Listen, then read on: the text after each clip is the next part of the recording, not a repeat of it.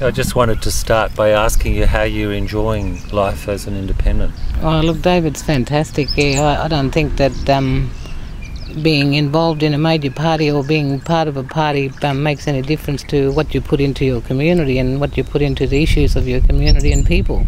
It's about having that independent voice and being able to speak out about issues. I mean, when I was a candidate in the Labor Party, I spoke out about Mereenie Loop and the Sanitary, the health clinic, which still hasn't been delivered by the Northern Territory Government, by the way, like Mereenie Loop. And then I just suddenly realised within the, being a member of Parliament within the Labor Party and being a minister, how you just can't have a voice. You're just so much gagged from have an opinion. It's either spin or nothing. And that's a really, really frustrating issue when you come from an Indigenous background and also supporting your town that you grew up in. So do you think that's just the way that government operates in general, or do you feel particularly disappointed in the Labor Party itself? Oh, look, I think governments operate in similar ways, but I just think that the Labor Party is just so full of spin and propaganda at the moment, and we can see with the press releases that they put out, what ministers say.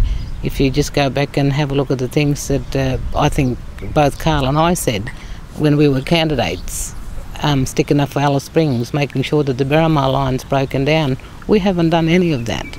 And it's a really, really sad case for people living south of Darwin. And really this shouldn't just be about Alice Springs, it should be about sticking up for Tennant Creek and Katherine as well. Why do you think the government has or has let down Central Australia? Why hasn't it followed through on these promises? Is it a lack of will, a lack of money, or does it just not care? They don't care, and they know that Alice Springs doesn't have any Labor members. As you know, Alice Springs is held by three very prominent Alice Springs people, Jodine, Matt and Adam, and their opinion is, well, the buggers don't vote for us, so let's not put anything there. And that is the real issue. Of course, the government would say that it has put a lot of resources into Alice Springs in terms of more police, more sporting facilities. What do you say to that? Well, if you compare, see, this is where we have to then have the comparison. I know that we haven't got the population to Darwin, but we don't get half of the money that Darwin gets even in the sporting facilities.